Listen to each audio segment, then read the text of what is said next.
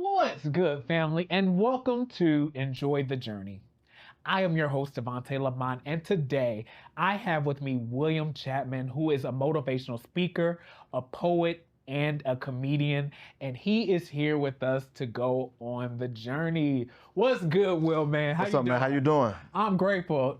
First off, thank you for coming on the show today. Right. Thanks for having me. Yeah, so excited. So let's talk about it. Okay. You are a motivational speaker, you Right. are a poet Uh-huh. and a comedian. Tell me, how did you get into the world of creative arts? Well, that's crazy that you got all the information, but the thing about it is, I started off doing comedy, right? Wow. But comedy was kind of too dark for me.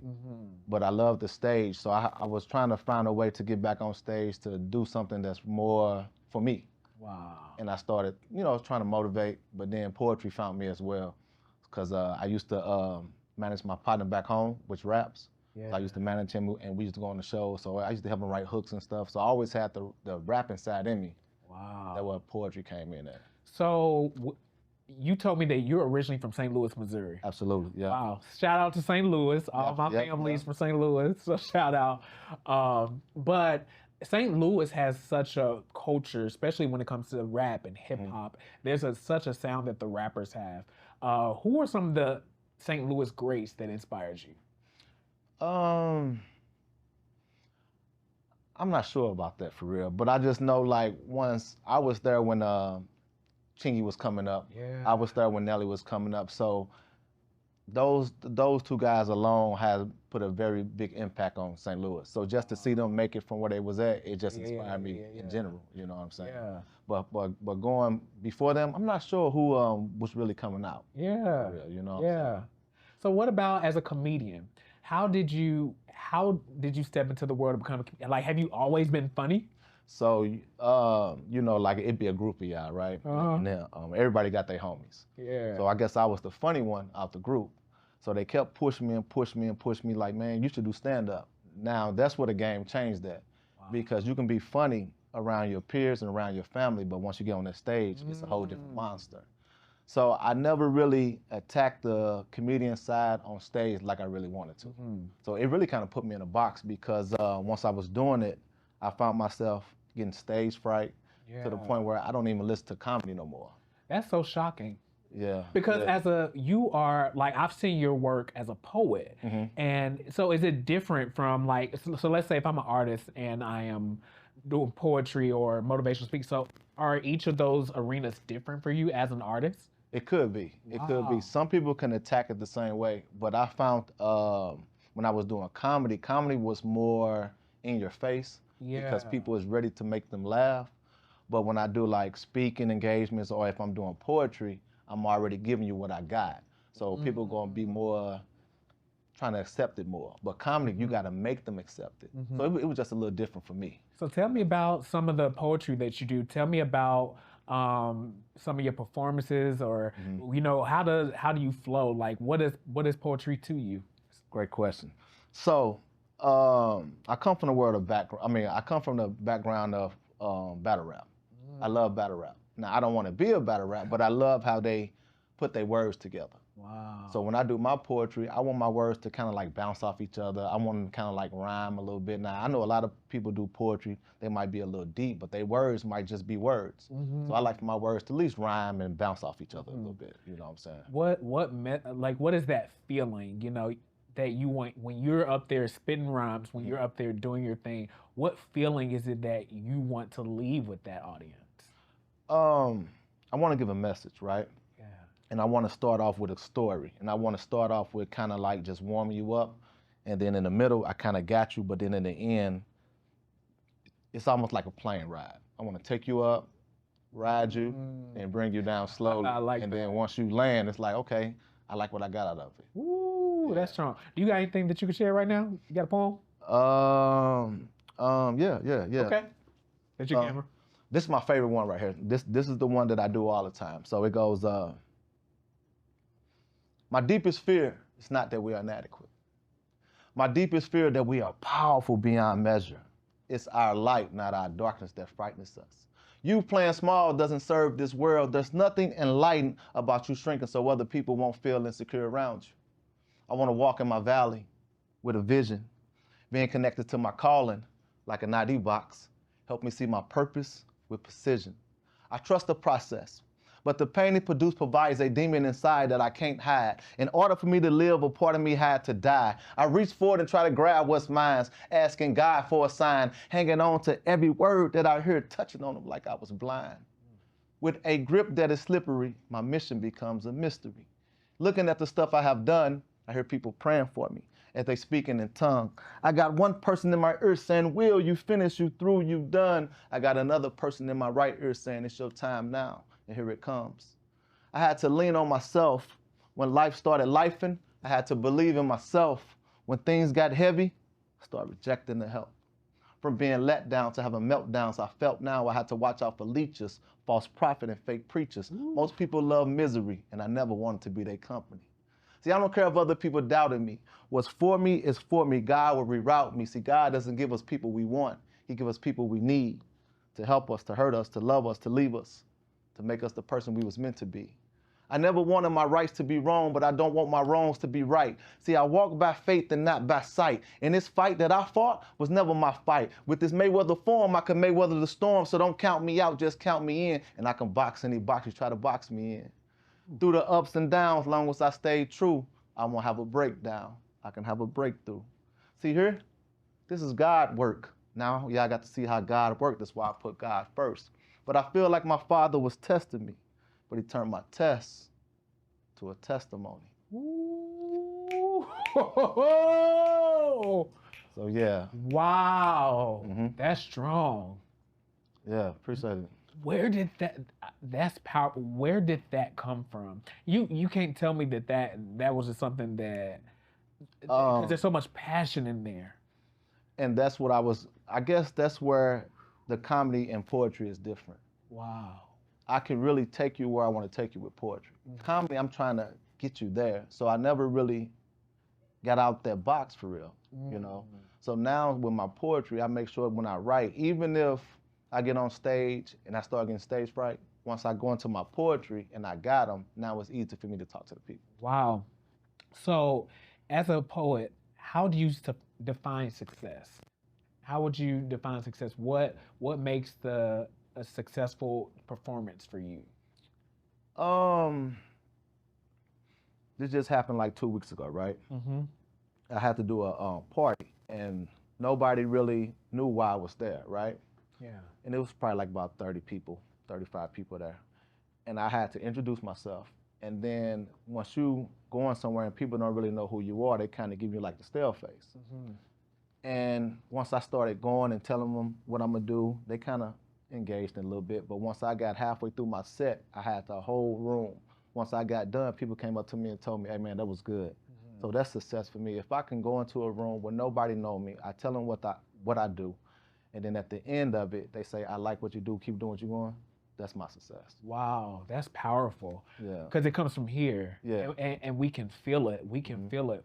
So I wanna talk about something, because I think that is very powerful with what you do. How do you turn your personal pain to empowerment for the audience? It's a lane for everything, right? And I think even what you went through, if you talk about it, it's gonna be like 5 people in that room that say, hey, I've been close to it, or I've been through it as well. So all you gotta do is just be authentic. And once you tell your truth, people understand it, and they might not went exactly through it, but if they understand what you're going through, they can feel you. So it just be authentic with yourself. Are there any projects that you want to do with your artistry, or is there any goals that you have? Absolutely. Can you talk us through that? So poetry is like a gateway for anything. So if a person does poetry, they might just want to do poetry. But if a person want to speak and they're already doing poetry, they're already halfway there. If a person want to rap and they do poetry, they're already halfway there. So my goal is I definitely want to put out an album, right? Wow. But I want to put out an album that makes sense to me. Yeah. And I also want to put out like a single, but I want to turn one of my poems into a rap single. Wow. You know, you will get so much support because, one, even from the clips and things I've seen of you, Mhm. you really capture moments. And I think you recording what you do, I think is powerful because this is something that I will listen to for encouragement. Okay. I will listen to it for motivation. Mhm. I will listen to it to have an outlet because I've been through some things. And one thing that I think separates you from a lot of poets is that you spit real life. Okay. Mhm. You Mhm. talk about Mhm. real life, and it's so strong. What are some? How did you overcome things that you've been through to be powerful to speak the way you do? Well, I think as we walk the life of walking, we're gonna go through a lot of things, right? And I'm not gonna say that I've been through a lot, but I'm not gonna say that I haven't been through things, Yeah, right? yeah. But a lot of times, what I see, I can actually feel it. So I don't have to go through it to understand like this person is homeless, he needs this. So if I speak on some type of homeless or person going through it, I might not went through it, but I might have seen it through my own eyes. Yeah. So I just know that we all need help in some way, Mm-hmm. and if my words can help you, that's good. If my poetry can help you, that's good. So I really just want to help people the best Yeah. way I can, though. Yeah. I don't have a lot of money, and I know money will help a lot of people. Yeah. Yeah. Yeah. But Yeah. if I can give you the words to get you to where you need to go, and then I did my job. But I think that's what the world needs. You know, we're living in a time now where I was just talking about this that people are hopeless. Uh-huh. People are Mhm. struggling. People are going through and they're Yeah. going through real life situations. Mhm. And I think we as creatives have to be very careful that because one, every time that we have a platform, it is an opportunity Mhm. for us to share what God has done through us and share that with somebody else. I don't take any engagement, any gig, anything for granted. Okay. If you ask me to speak, sing somewhere, it's very important to me because you never know who you're going to reach. Absolutely. Absolutely. Have you ever done any? Because I see this. This is what I'm asking. Have you ever done any like motivational speaking to like schools or colleges or anything? Not yet, but what I did try to do though, right?